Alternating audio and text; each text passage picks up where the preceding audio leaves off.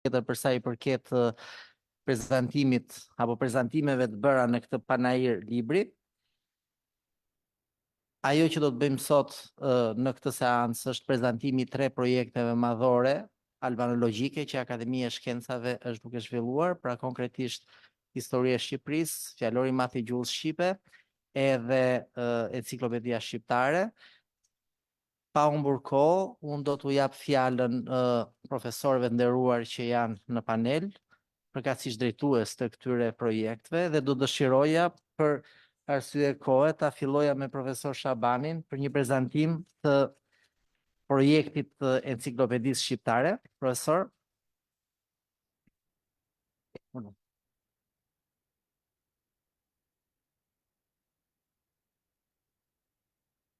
Mirëdita, faleminderit që jeni në këtë paraqitje të 3 projekteve madhore të albanologjisë. Unë do të flas shkurtimisht për Enciklopedinë Shqiptare, që dua ta them që në fillim është projekti shkencor më i madh që është ndërmarrë ndonjëherë në historinë e shkencës shqiptare, në shkencat shoqërore dhe humanistike, sa i takon volumit, kërkesave dhe numrit të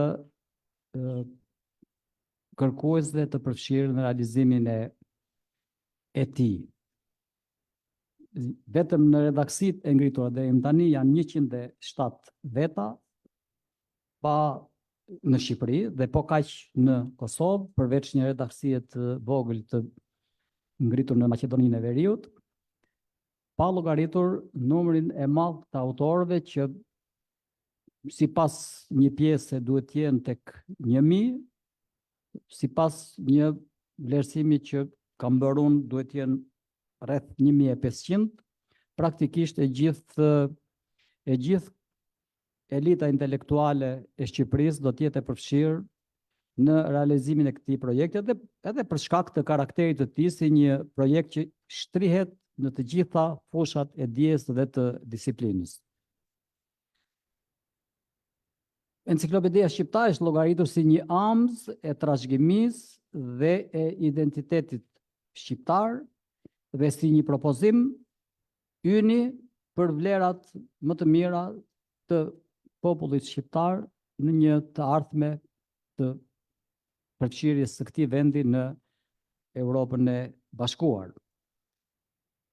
Enciklopedia ka kaluar nëpër disa faza, për gati një vit me radhë ka qenë diskutimi i platformave të cilat më së fundmi erdhën në konvergjencë, pastaj për një vit tjetër është përgatitur kuadri ligjor, nënligjor, ndërqeveritar, ndërakademik dhe profesional për rregullat mbi bazën e të cilave do të hartohet enciklopedia, detyrë që është kryer kryesisht nga redaksia qendrore. Mund të themi se tashmë kemi standardet më të rëndësishme që lejojnë të punohet me një disiplinë të njësuar kudo që funksionojnë redaksit dhe pavarësisht dallimeve që kanë për shkak të disiplinës. Është pikërisht kjo që na bën optimist se realizimi i enciklopedisë shqiptare do të jetë i suksesshëm ashtu sikur është parashikuar. Hapat që janë hedhur mbas kalimit të kësaj faze që i takon të vitit të kaluar janë gjithashtu optimist. Në tremujorin e parë të këtij viti, redaksit e ngritura sipas disiplinave kanë përfunduar dhe propozuar tashmë fjalesin paraprak për secilën prej fushave që mbulojnë, dhe prej 1 prillit deri në fund të muajit qershor do kalojmë në fazën e dytë, që është jo faza e mbledhjes, po faza e përzgjedhjes, që është një fazë pak më e vështirë sepse të mbledhësh nuk është shumë e zorshme. Ka një traditë botimesh enciklopedike në Shqipëri që ka shërbyer si bazë për të krijuar fjalesin paraprak në çdo fushë.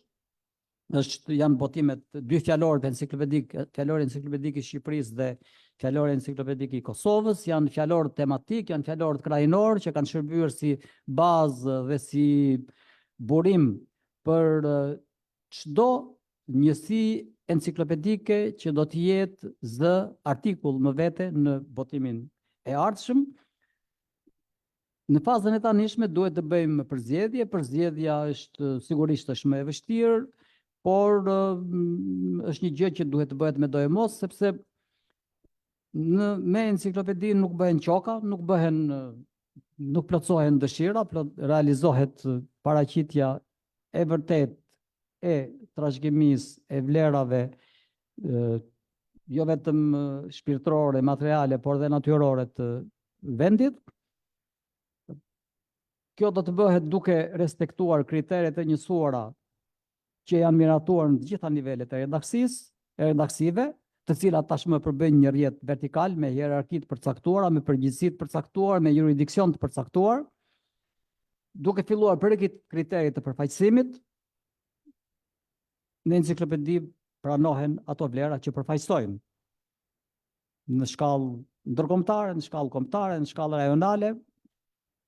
Natyrisht, jo të gjitha vlerat që ka një popull, jo të gjithë trashëgimia që ka një vend mund të përfshihet në enciklopedi, sikurse dihet, pavarësisht volumit të madh prej 10 vëllimesh, numri i njësive enciklopedike që do të përshkruhen do të jenë jo më shumë se sa 10.000, po të llogarisim që dy fjalorët që unë përmenda pak më përpara së bashku përbëjnë diku te 14.000 zëra, të cilët nuk do jenë më zëra, sepse ndryshon formati në enciklopedi. Do duhet vetë këto të reduktohen dhe të zbresin diku te 8.000 në mënyrë që të krijohet mundësia, të krijohet një hapësirë për të promovuar çfarë ka qenë e penguar, çfarë ka qenë e harruar, çfarë ka qenë e panjohur, dhe sigurisht dhe çfarë ka ndodhur që prej botimeve enciklopedike të fundme deri në kohën e sotme. Ky do të jetë kriteri më i rëndësishëm, kriteri i përfaqësimit, pa diskutim. Një kriter tjetër shumë i rrep do të jetë ai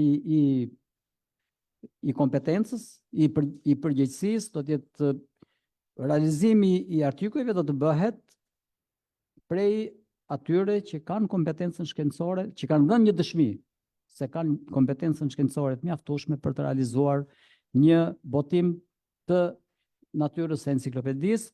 Duhet ta themi që prova është e vështirë, nuk kemi një ligjërim të kodifikuar plotësisht, këtu ka gjuhëtar që mund të më japin, mos japin të drejtë, nuk kemi një ligjërim të kodifikuar plotësisht për stilin enciklopedik.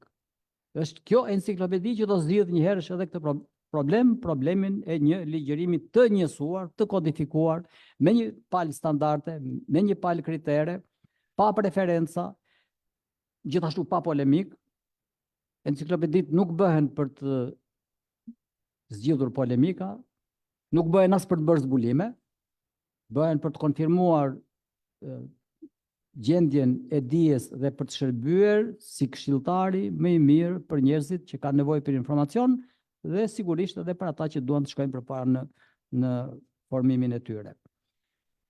Unë shfrytëzoj këtë rast takimi me ju, që t'ju drejtohem edhe me një ftesë, që t'jeni aktiv. Enciklopedia është jo me një urë, po me urat të pafundme të hapura ndaj botës intelektuale. Do të ketë autorë që mund të realizojnë 10 artikuj, do të ketë të tjerë që mund të realizojnë edhe një artikull, por e rëndësishme është që secili të përfaqësohet me një punë të denjë shkencore. Le të punojmë së bashku për këtë amzë të madhe të vlerave shqiptare. Faleminderit. Faleminderit profesor Shabani.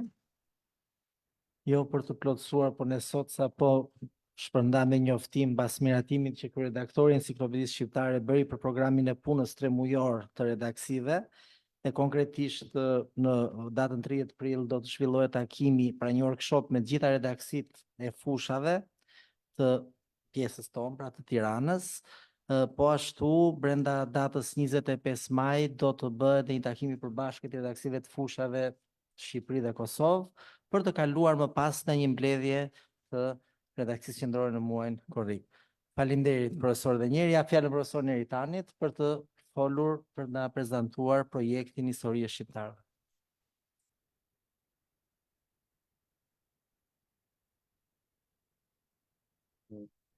Historia e shqiptarëve është një nga 3 projektet madhore të Akademisë së Shkencave, ka pasur mbështetje ose me gjeneroze nga ana qeverisë shqiptare dhe ka qenë baza mbi cilën është zhvilluar puna faktikisht, sepse Akademia e Shkencave nuk ka deri në ditët ose fundit dhjetorit nuk ka pasur një staf mirëfill shkencor dhe gjithë stafi i angazhuar për projektin e historisë së shqiptarëve është stafi që aktualisht punonte në atë kohë në Institutin e Historisë, në Institutin e Arkeologjisë, edhe në persona pasaj që ishin në profesion të lirë. Tani po ju bëj një paraqitje të gjendjes ku jemi, në fakt është një histori e shqiptarëve, ndryshim nga historia e Shqipërisë kemi pasur që do zhvillohet në 4 vëllime, kështu është parashikuar. Vëllimi i parë është Ilirët, i dyti ka të bëjë me Arbërit, pra është që nga shekulli 11 deri në rënien e Shkodrës dhe drejton Pëllum Xhufi, të parin e drejtoj unë.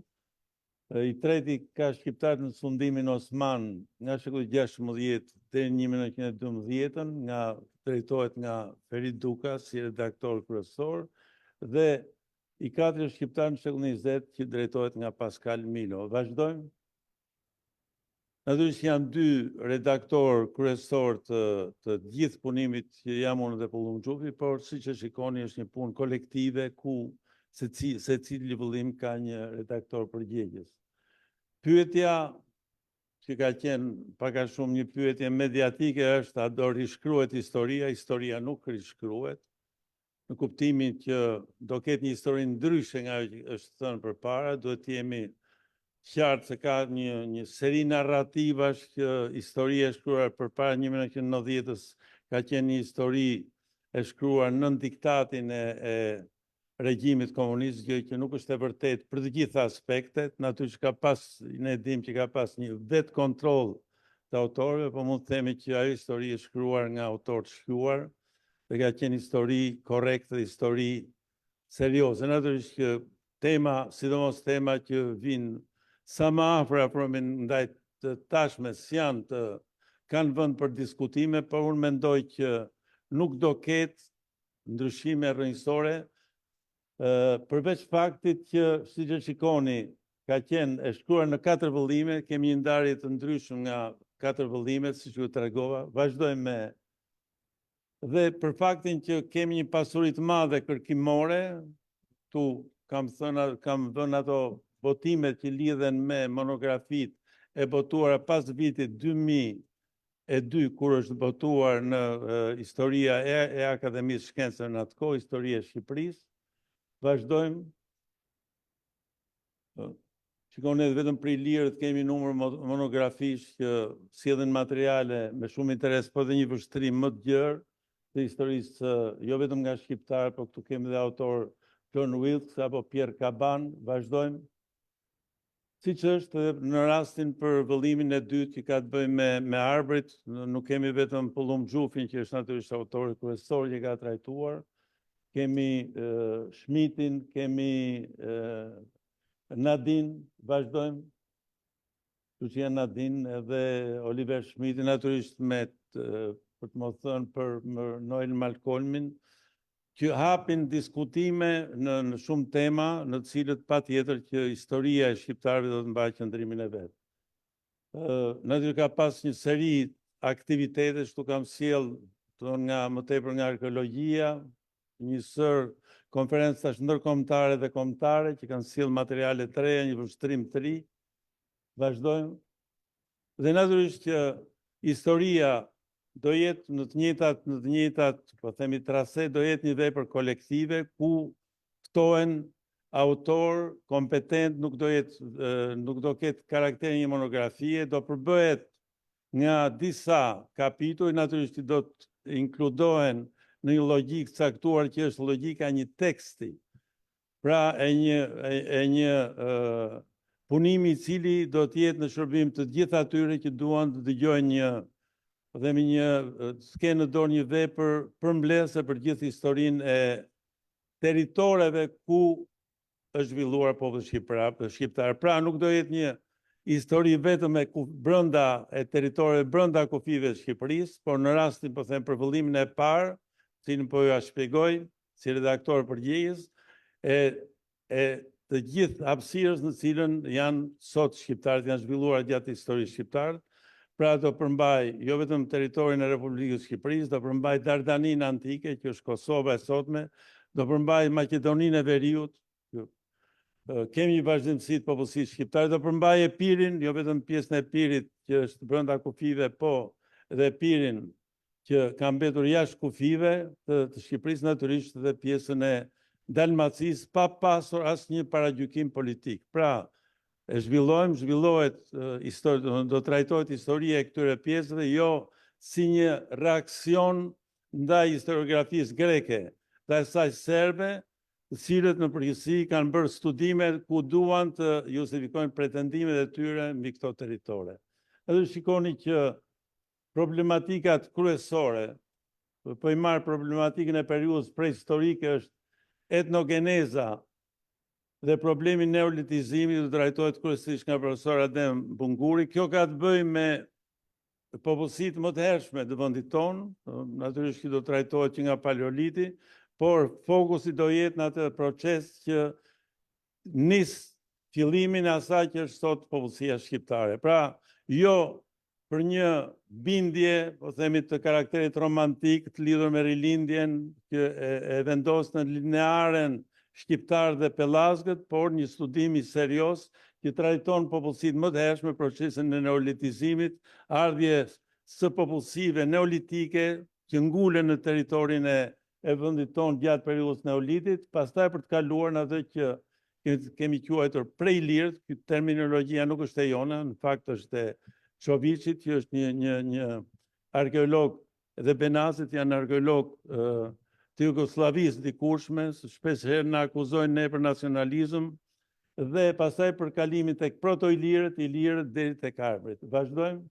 Natyrisht që kjo është krejt e ndryshme nga ajo, po themi, nga linearja, nga pelazgët tek shqiptarët, që është romantike, po do të themi që mbetemi në këtë tezën tonë shkencore, mbetemi në minorancë, unë besoj që mund të kemi një 700-800 followers në Facebook-et tona në krahasim me 1,5 milion që ka teza pelazgë. Megjithatë, kjo nuk na shqetëson shumë.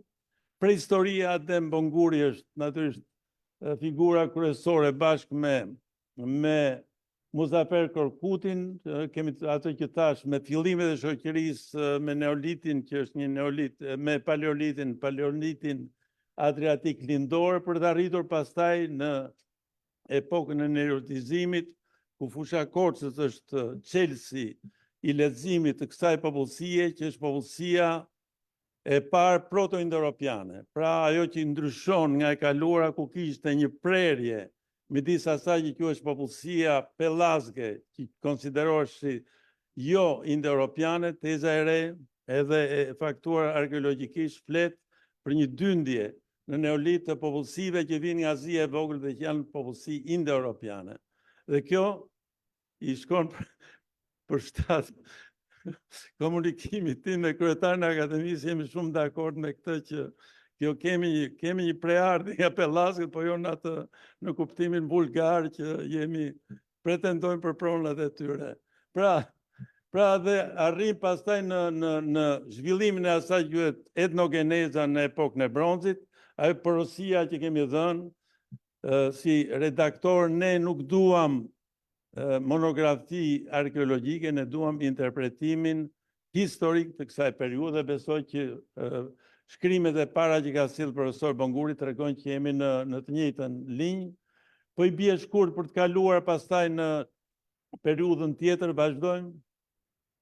Kjo është historia antike, kemi quajtur Iliro-Epirote, sepse është një histori e vetme, zhvillohet me lëvizje, me shifting të qoftë formacione politike, por është e vështirë të gjesh një dallim midis ilirëve dhe epirotëve, dhe shumë e qartë të gjesh një dallim midis epirotëve dhe grekëve. Pra, çështja etnicitetit epirot do jetë një nga çështjet që do trajtohet kryesisht e ka profesor Apollon Baçe, ashtu si etniciteti dardanëve, që është një etnicitet i qartë i lirë, dhe unë nuk e di a kemi këtu përfaqësues nga Kosova, por ka një ndrojtje në Kosovë nën presionin politik që bëhet edhe nga përfaqësuesit e BE-s që identifikojnë Dardanin me pretendimet e etnike në Kosovë.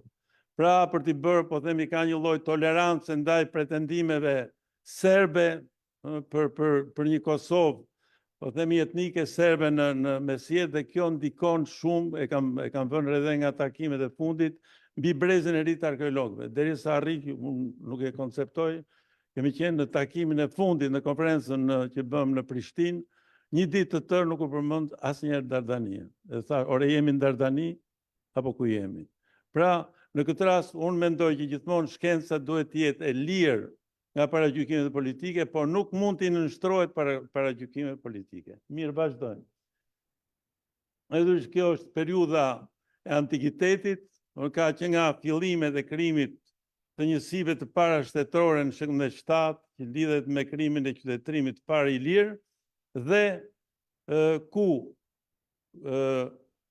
kam gjetur një kompromis me profesorin tim të dikurshëm Selim Islamin, që nuk ja zëvendësoj dot 2 kapitujt e tij. Duhet pranojmë që shkenca historike shqiptare para vitit 1990 me figura të tilla si Alex Buda, edhe po them në fushën tonë Selim Islami është akoma e pakalueshme.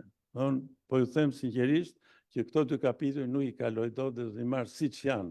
Nga punimi i fundit i Selim Islamit do t'i fus brenda duke integruar me kapitujt që s'janë trajtuar, cilat janë gjeografia historike që e kam punuar nga fillimi, zhvillimi i hershëm shtetëror i lirë dhe qytetërimit i lirë që s'ka qenë punuar, dhe kapituj të ri, siç është Pajonia, mbretëria Pajone që s'ka qenë fare, do të jetë një kapitull i ri, për të thënë pastaj kontributin. Vazhdojmë. Në kulturën i lirë ka pas pak vend dhe do zgjerohet, veçanërisht identiteti kulturor i lirë në luftë me atë që quhet helenizimi.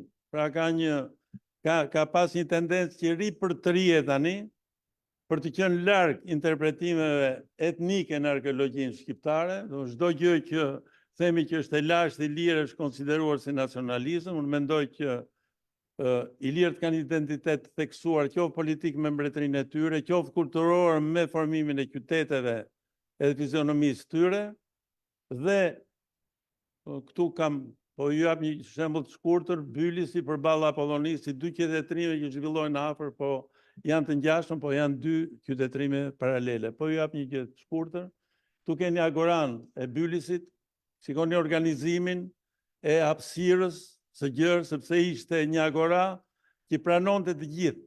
Pra, ishte një masë qytetarësh lirë. Poshtë ishte agoraja e Apollonisë, ishte një agora e vogël, e mbledhur rreth një sheshi ku pranoheshin vetëm qytetarët e lirë mundësisht me origjinën e vjetër, siç thot edhe Aristoteli, me origjinën e tyre të vjetër nga kolonistët e parë. Pra ishin 2 qytetërime paralele që ndikohen nga njëri tjetri, kryesisht aty qytetërimi grek është më ndikues me atë i lirë, por nuk pengon një identitet të veçantë. Vazhdojmë. Pastaj është Epiri, në shekullin e 5-1, e ka Apollon Baçe, e ka dorëzuar më në fund, jemi shiruar nga një ankth i madh, unë dhe profesor Skënder Gjinushi, kemi dhënë dhe një drek, na ka dhënë një drek, më në fund e dorëzoi. Duhet ta dini që kemi pas dhe aventura të tilla në historinë tonë. Shumë mirë, aq më mirë. Jam i sigurt që Apollon Baçe nuk na ndjek. Pra, e kemi në fund një punim, po themi, monumental të Apollon Baçe, ka treguar dhe me librat e tij të fundit që ka një soliditet në trajtimin shkencor, dhe problemi kryesor që është pasioni Apollon Baçe është pikërisht etniciteti i popullsive epirote. Vazhdojmë.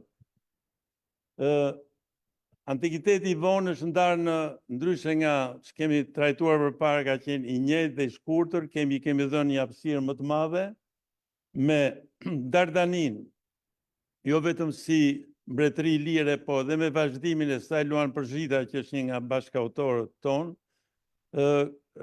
përveç që mbretërisë Dardane ka marrë përsipër Dardanin si provincë bizantine, që e ka dorëzuar krahas edhe do të tregoj më vonë edhe trajtimit të provincës edhe të periudhës nga shekulli i 7 deri në 9. Vazhdojmë.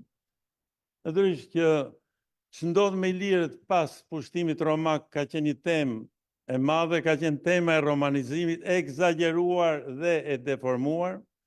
Shpeshherë, po unë këtu kemi ndjekur atë që ka bërë Skënder Anamali, që ka vërtetuar që nuk ka një romanizim të ilirëve siç ka ndodhur në pjesën veriore të Dalmacisë, apo siç ka ndodhur në provincat periferike romake, ka qenë Dakia me rumunët edhe Galia prodhoi francezët, apo Spanja që prodhoi spanjollët dhe portugezët, pra neolatinët. Kjo nuk ka ndodhur në Ilirin, sidomos në Ilirin e Jugut, dhe kjo është tema kryesore. Sepse ka një teoria e studiusëve serbë, cila për fat keq ka gjetur një mbështetje në arkeologjinë shqiptare në dekadat e fundit, sipas cilit ka pas një romanizim të plotë të ilirëve, dhe pastaj ka pasur një vendosje të slavëve në shekullin e 6, dhe pastaj në shekullin e 12, shekullin e 11-12 shfaqen shqiptarë, se nga vinë arnautët, nuk e thot njeri. Pra, kjo është një tezë pikërisht një mbështetje, një interpretim të falsifikuar të dhënave të romanizimit, pseudo-romanizimit, dhe kjo është tema kryesore që është ngarkuar Samir Shpuzit. Vazhdojmë. Edhe që tema e antikitetit vonë dhe asaj quhet kultura iliro-bizantine është ndarë në 4 pjesë, pra një pjesë e ka Dardanin, e ka Luan Përzhita, e Pirin e Ri edhe të Jugut, e Pirin e Ri dhe të vjetër e Pirë Usnova dhe Vetos i ka në 2 pjesë, i ka Skënder Muçaj, dhe Prevalitanën e ka Gzim Hoxha. Në mënyrë që të kemi një përputhje të trajtimit historik me realitetin e zhvillimit perandorisë bizantine në shekujt 4-6, është koha kur përgatitet mesjeta. Dhe periudha e fundit vazhdojmë. Kjo është Prevalis i Gzim Hoxhës, vazhdojmë. Luan Përzhita e mbyll trajtimin me periudhën 9-11 që quhet Dark Age, nga pikpamje historike s'kemi asnjë ngjarje, s'ndodh asnjë gjë, por arkeologjia është prezente me kulturën e hershme mesjetare shqiptare, kulturën e Komanit. Ka profesor Skënder Gjinushi është vënë përpara një dileme në një takim të fundit me arkeologët shqiptar, që i thanë që kultura e Komanit nuk ekziston dhe që duhet të heqim dorë nga teoritë e vjetra që për interpretimin historik të arkeologjisë. Unë mendoj që shkenca shqiptare e arkeologjisë i ka lindur pikërisht, që është formuar me Akademinë e Shkencave me Alex Budin, është një shkencë që nga materiali arkeologjik nuk nxjerr sa i gjatë ka qenë thika, edhe sa i rënd ka qenë sopata, edhe çfarë peshe kanë pas unazat për nxjerr konkluzionin historik, dhe konkluzioni katërcipërisht është që kultura e Komanit, zoti president i Akademisë, zoti kryetari, është një kulturë shqiptare, e hershme, mesjetare shqiptare, e arbërve. Dhe çdo deformim i saj na çon automatikisht në Beograd. Faleminderit. Faleminderit profesor Neritani. Sikurse u përmend pra ky projekt i historisë së shqiptarëve në 4 vëllime. Dua të theksoj që vëllimi i parë, puna redaksionale pra profesor Neritani ka filluar redaktimin e veprës dhe së shpejti do jetë gati për botim, por nëse shikojmë numrin e përgjithshëm të pjesëmarrësve të studiuesve në këtë projekt, janë 30 studiues, kundërta 7 akademik, 22 profesor dhe profesor të asociuar dhe 1 doktor shkencash. Pra është një vepër masive ku pjesëmarrja është shumë e zgjeruar. Vazhdojmë me prezantimin e radhës me akademik Valter Memishën për fjalorin e madh gjuhës shqipe, një vepër po ashtu madhore e studimeve albanologjike që po botojmë. Përshëndetje dhe faleminderit që jeni të pranishëm në këtë ditë kaq të ngjeshur me informacion, me kaq ngjarje promovuese, njëkohësisht edhe me pak lodhje fizike. Pjesa dërmuese e auditorit është në dieni të veprës, fjalor i madh i gjuhës shqipe, fjalor normativ, i cili fillesat mund t'i ketë më herët, madje që në kohën kur ishte Akademia e Shkencave, pastaj më mbrapa kur krijua Akademia e Studimeve Albanologjike si qendër studime albanologjike, por përfundimisht u desh Akademia e Shkencave e Shqipërisë, u desh mbërpjekjet e drejt për drejta të kryesisë për ta miratuar projektin të cilin e kemi në fazën, po them, më të hopshme, më të kurorëzueshme për të çuar në përfundimin e saj në vitin që vjen. Vepra filloi si një fjalor i madh, i domosdoshëm, që kërkohej nga praktika ligjërimore, që kërkohej nga ligjërimi i përditshëm gjuhësor, politik, publicistik, letrar, i të gjitha fushave, për arsye se dhe shqipja ishte pasuruar fuqishëm dhe pasuret fuqishëm, përdoruesi kërkonte njësi që ishin të domosdoshme për të hyrë në komunikim, por nuk gjendeshin të pasqyruar në veprat leksikografike që kishte shqipja në përdorim deri në çastet që u miratua projekti. Për dieni, në përdorim janë fjalori i madh i vitit 1980 me 42.000 fjalë, me rreth 180.000 kuptime dhe me 1,5 milion njësi ilustruese, kurse vepra si projekt u paraqit që të dyfishonte karakterin informues. Në qoftë se kishim rreth 40.000 fjalë, vepra u synua të çonte një korpus ose një fjalës apo atë që quhet makrosistem në rreth 90.000 njësi. Në qoftë se fjalori i 80-s kishte 7.000 njësi frazeologjike, të paktën të dyfishohej ose të kapej shifra mbi 10.000 njësi. Duhej patjetër që veprat ishin në këtë linjë të shqipjes në përdorim, të shqipjes bashkohore.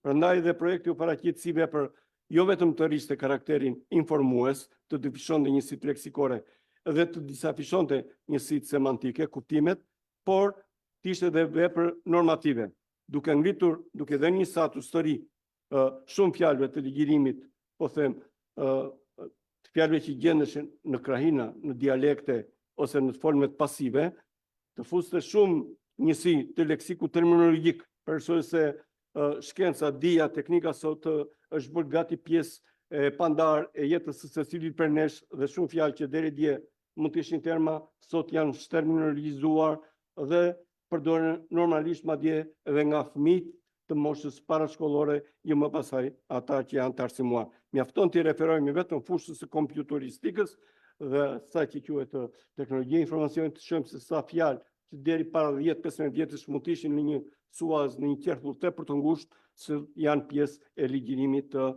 zakonshëm. U planifikua puna, viti i parë, projekti u miratua në fund të vitit 2020, puna filloi në vitin 2021, ishte si punë përgatitore për të krijuar kartotekën e fjalorit. U ngritën grupet e punës, u ngritën 9 grupe me redaktorët përkatës, me bashkëpunëtor dhe mendonim që të sillim një fjalës ose një korpus me rreth 150.000 njësi. Puna e bërë nga të gjithë kolegët, por veçanërisht edhe nga forca ndihmëse. Po veçoj këtu që nga Brikenën, ku e kam, po Anilën, Angjelushen, Erin e të tjerë, sollën që në vend të synonim këtë maksimum, në duar na erdhi një korpus me 240.000 njësi. Kjo na trysnoi që të rrisim dhe vëllimin e fjalorit. Dhe menduam si redaksi që vepra të kalonte nga 100.000 njësi në 120.000 njësi. U përzgjodh nga korpusi një fjalës me rreth 130.000 njësi, u bën krahasitjet përsëri dhe sot ne jemi duke hartuar apo duke e mbyllur procesin e hartimit në punën, do thash, kulmore, me një fjalës me rreth 100.000 fjalë, me 11.500 njësi frazeologjike dhe me rreth 10.000 emërtime të pathjeshta, të cilat në fjalor të paraprirës kanë qenë silema të veçantë.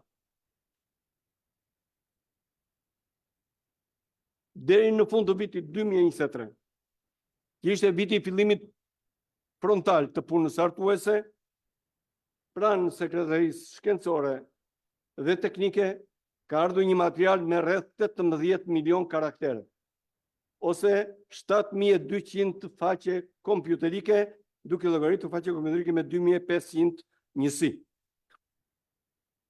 Janë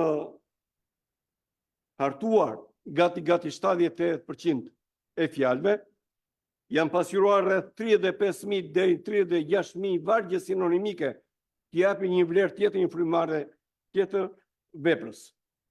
Edhe doras, krahas punës për përfundimin e artimit, ndodh redaktimi i parë, ndodh redaktimi i dytë dhe ndodh procesi i unifikimit dhe homogenizimit të veprës, për arsye se përdoruesi nuk e di se janë 26 veta mbrapa kësaj vepre që kanë hartuar atë.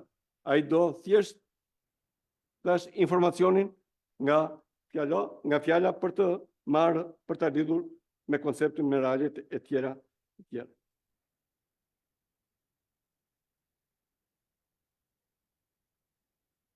Vepra është kombëtare, në kuptimin më të mirë fill të fjalës. Kombëtare jo thjesht se hartuesit janë nga të gjitha trojet, por është kombëtare se sjell leksik nga të gjitha trojet me vazhdimsi gjeografike, por dhe nga ngulimet shqiptare, duke ju referuar ngulimeve më të mëdha, siç janë ato të arbreshve të Italisë, ku kemi një grup pune të drejtuar nga profesor Gëzim Gurga, i cili në bashkëpunim me profesor Matteo Mandala dhe profesor Francesco Altimarin, dy akademik tanë të nderuar, po sjellin një lëndë leksikore me rreth 2.500-3.000 njësi, duke thënë atë që tha profesor Neritani për profesor Selim, më falni. Po, Selim Islami edhe në pasurinë leksikore që do të navigar bresht e Italisë, do ta fusim Deux ex machina në fjalor, duke dhënë tagrin që kjo pasuri është redaktuar, është përzgjedhur dhe ka fituar të drejtën për të pasqyruar në vepër. Deri tani, ne jemi tek një database që po shkon tek rreth 1 miliard njësi. Kemi 180 vepra që janë skanuar, kanë kaluar në Word, përdoren për referim, përdoren për citim, përdoren si burim për të dhënë lëndën e nevojshme për shpjegimin e fjalëve e tjera. Kjo jep hapësira shumë të mëdha për sipërmarrje të tjera. E para njërë për fillimin e punës në mënyrë zyrtare për krijimin e databasit të Shqipës, mbi të cilën nuk do të sipërmerren vetëm veprime apo studime apo burime informacioni për të hartuar fjalor, po për të sipërmarrë studime në të gjitha nivelet e studimeve gjuhësore dhe më tej. Qofshin ato të makrolingvistikës, qofshin ato të mikrolingvistikës. Madje, e kam thënë dhe pak më para, pak shkarazi, por them nga kjo lëndë që u krijua, një grup për 3 vetash, profesor Jani Thomaj, profesor Alia Shari dhe Valteri, që po flet, kemi në duar fjalorin e madh frazeologjik të Shqipës që e përfundojmë vitin tjetër me 35.000 njësi ose me 2.000 ca faqe. Pra, puna që bë nga të gjithë bashkëpunëtorët, nga të gjithë hartuesit, puna që vazhdon për të pasuruar databezin, në solli lëndë kaq të frikshme sa ne krahas veprës së madhe po krijojmë edhe një vepër tjetër tonë digjitoze që jo vetëm plotëson një zbrasti në spektrin e fjalorëve shpjegues të Shqipës, por është një vepër që e prezanton prestigjin leksikografik të Shqipës në arenën ndërkombëtare. Po them gjë tjetër, po e mbyll vetëm me një fjalë, fjalori, nëse 80-ta u bë shkolla e parë, universiteti i parë i leksikografisë shqiptare, ky fjalor po përgatit studiues të rinj, po përgatit leksikograf të rinj. Besoj më kuptoni çdo të thotë studiues, për arsye se leksikografi nuk është thjesht një pasqyrues, por është dhe leksikolog por është dhe semantolog, pastaj përfundon tek fjala në fjalor. Pra vepra ka rëndësi të jashtëzakonshme, vepra është e mirë pritur, vepra na bën dhe me djersë, na bën dhe me sëdër, por me dhe me përgjegjësi se duhet analizojmë. Mendojmë, zotë kryetar, mendojmë se në fund të vitit në sistemin online vepra do të hyjë, po jo e përfunduar. Për arsye se vitin tjetër ne mendojmë që të nënshtrohet oponencës së përdoruesit, njëkohësisht do të ngrihet një grup me 2-3 veta, i drejtuar përsëri nga Beluli, për të plotësuar, për të sistemuar, për të saktësuar, për të tarur. Po dhe mund të çembrohesh. Profesor Valteri e shnua me afatin, faleminderit. Tani ftoj akademik Skënder Gjinushin, kryetarin e akademisë, për na thënë disa fjalë. Projektet janë të akademisë, kështu që profesor. Tani sigurisht flasim para një auditori që është mirë informuar, por me këtë rast dëshiroj së pari të përgëzoj punën që po bëhet dhe drejtuesit veçanërisht shkencor apo redaksistë që quajmë, të kësaj ndërmarrje të madhe të 3 projekte madhore që kanë ndërmarrë akademia, absolutisht jo vetëm që ishin të domosdoshëm për kohën, enciklopedia ka qenë një iniciativë që merre her pas here, por nuk ka gjetur mbështetjen financiare apo terrenin e duhur për të realizuar. Madje ka ekzistuar dhe qendra e botimeve enciklopedike, por do kaloi në një institucion apo strukturë rudimentare që nuk u dha mundësia që merre me këto botime. Ashtu siç nevoja për një fjalor të madh gjuhës shqipe ishte përsëri një nevojë akumuluar, dhe kjo është arsyeja kryesore që akademia i ndërmori këto projekte, dhe pas një viti skepticizmi, avash u krija bindje që janë potenciale, se pyetja e parë që bëj ishte a ishin kapacitetet intelektuale e duhura dhe predispozit e tyre për të ndërmarrë këto projekte madhore, qoftë në histori, qoftë për fjalorin e madh, dhe aq më shumë pastaj në enciklopedi, ku është një përvojë e parë, qoftë se s'do quonim të tillë fjalorin enciklopedik. Por atë që desha të theksoj është që absolutisht edhe historia ka shumë gjëra të reja për të thënë, në kuptimin e shikimit të historisë son mbi faktet e reja. Pra është një punë 50 vjeçare që është bërë, qoftë në arkeologji, zbulimet, evidentimi i sidë ndryshme arkeologjike, qoftë në histori nëpërmjet hapjes së arkive e tjera, qoftë pastaj edhe në mentalitet, sepse kemi kaluar një 30 vjeçar ku liria e mendimit ka qenë më e plot, pavarësisht që shpesh është shoqëruar dhe me anarshit mendimit, por sidoqoftë është më mirë se sa kur ka qenë e një anshme apo drejtuar në një, si thosh, drejtim të caktuar. Megjithatë, për shkencëtarët e vërtet, dietarët e vërtet, siç kanë qenë dhe ish profesorët tuaj e tanët, përsëri edhe trysnia politike ideologjike nuk ka çuar deri në shtrëmërinë faktesh të mëdha historike, po patjetër që ka çuar në deformim ose imponim interpretimit të caktuar. Megjithatë në albanologji kemi më shumë nevojë për të pastruar anti-faktet e të tjerëve, antitezat e të tjerëve ndaj historisë. Pra albanologjia nuk ka nevojë të veprojë si motra të rajonale, mjafton thotë vërtetën.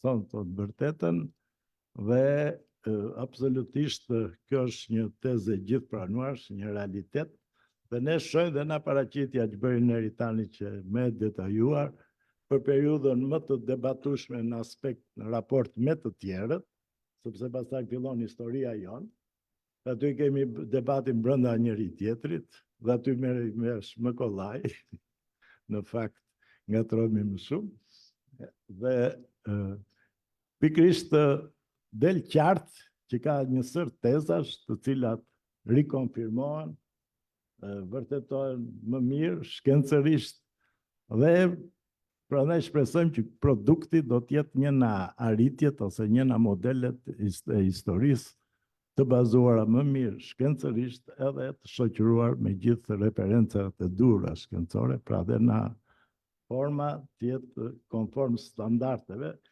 Prandaj dhe si detyrë u vë që historia t'i drejtojmë së pari albanologëve tuaj, kuptimin që të ruajmë standardet që kërkohen.